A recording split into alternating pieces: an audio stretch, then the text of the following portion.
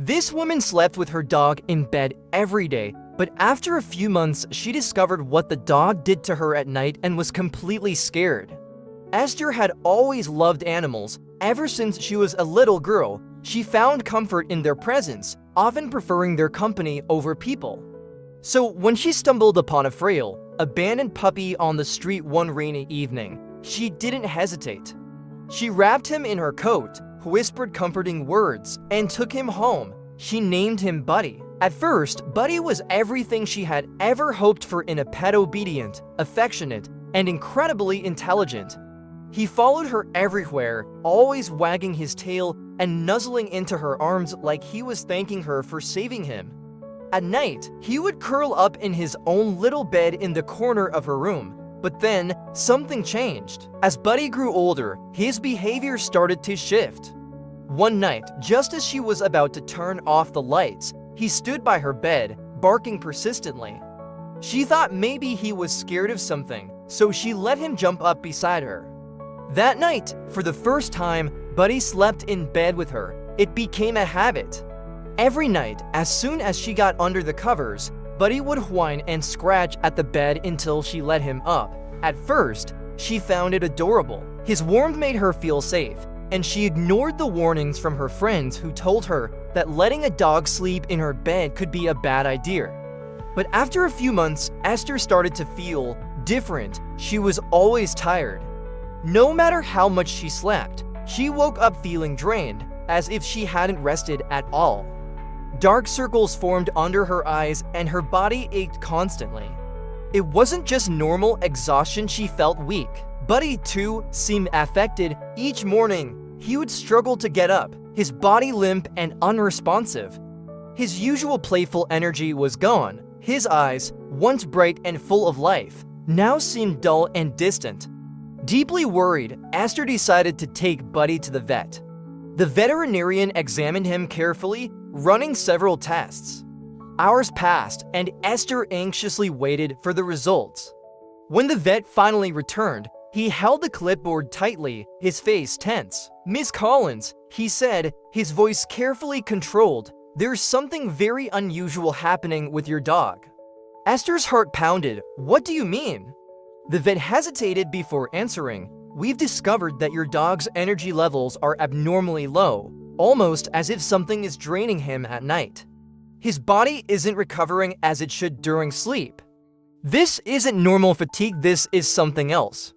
And he paused, looking at her closely. "You look exhausted too. Have you been feeling unwell?" A chill ran down her spine. "Yes, for months now. But why? What's happening to us?" The vet exhaled sharply. "We noticed something else.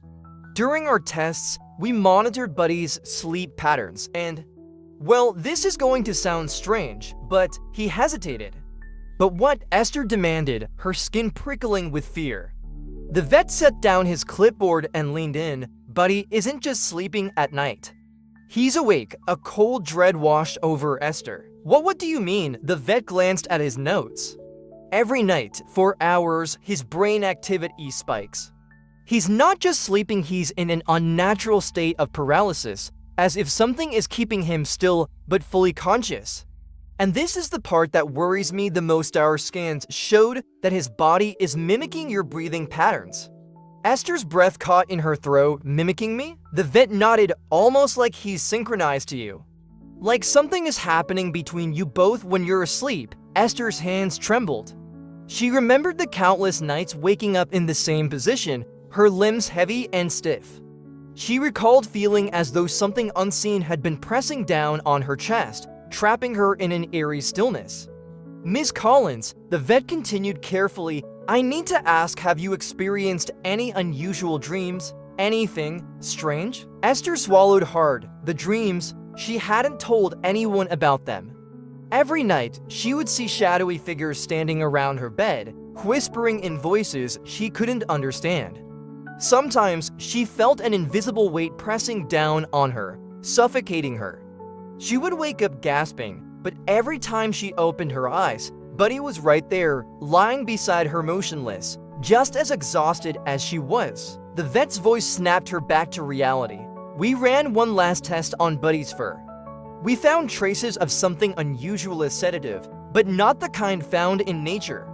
Esther's pulse pounded. Are you saying someone is drugging my dog? The vet shook his head. Not someone, something. Silence fell between them. That night, Esther couldn't bring herself to sleep. Every creak of the house, every flicker of the streetlights outside sent shivers down her spine. Buddy lay beside her, eerily still. Then at exactly 3:12 a.m. Esther's eyes fluttered open, and she saw it. A dark shape loomed at the foot of her bed, its form barely distinguishable against the shadows. It didn't move, but she could feel its presence watching, studying. Her body refused to move, her breath came in short gasps. The air in the room felt thick and heavy. She tried to call out, but no sound escaped her lips, and then Buddy moved. His body, usually so limp in the mornings, twitched violently. His chest heaved as if he was struggling against something unseen. His paws curled, his breath rasping, the shadow leaned closer. A whisper filled the room, a voice she didn't recognize, chilling and inhuman. You should have never let him in your bed, and just like that, the room went dark. The next morning, Esther woke up with a scream caught in her throat. The sun streamed through the curtains, bathing everything in a false sense of peace. Buddy lay beside her, but this time, he wasn't breathing. And the worst part, his body was cold. And someone or something had left the bedroom door open. Esther's scream never made it past her lips. She scrambled to her knees, grabbing Buddy's still body, her fingers shaking as she pressed them against his fur.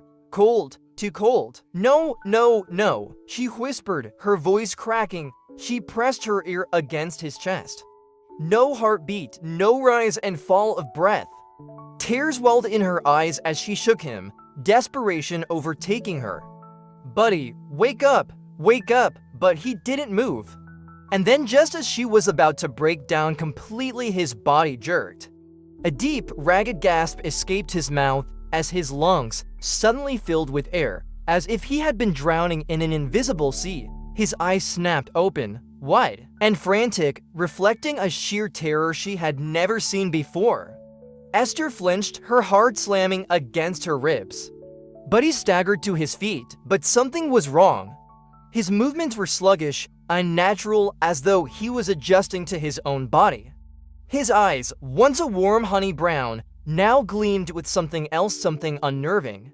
And then, in the dead silence of the room, Buddy did something he had never done before. He spoke. A low, guttural voice rasped from his throat, not a bark. Not a whimper, but words. It's inside me. Esther froze, her mouth went dry, her mind raced, trying to convince herself that she was still dreaming, that exhaustion was playing tricks on her. But Buddy's mouth was still moving, forming the next horrible sentence. It tried to take you, but I wouldn't let it. She stumbled backward, hitting the headboard of her bed. What are you talking about? What tried to take me? Buddy panted heavily, his limbs trembling as if the effort of speaking was too much for him. His head drooped, and for a second, he looked like her buddy again. But then, his body twitched violently, his spine arching in a way no dogs should. His eyes rolled back, and his entire body lurched forward, as though something was trying to crawl out of him. Then a noise, not from Buddy, from behind her. A slow, deliberate creak of the floorboards. Her blood turned to ice. She didn't want to turn around. She knew what she would see ... but something wanted her to look. A shudder crawled down her spine as she felt a cold breath on the back of her neck. The hairs on her arms stood on end. The room grew silent, suffocatingly still, and then, "You should have let him sleep outside." The voice was right next to her ear ... Esther screamed. She spun around, her pulse hammering, but the room was empty. No one was there, but something had been. Buddy let out a deep, painful whimper, and Esther snapped her gaze back to him. His body sagged, his breath shallow. She didn't hesitate. She grabbed her coat, scooped up Buddy, and ran out of the house as fast as she could. She didn't know where she was going, but she knew she couldn't stay. Because something had been in her room, something had watched her sleep. And worst of all, it wasn't done with her yet.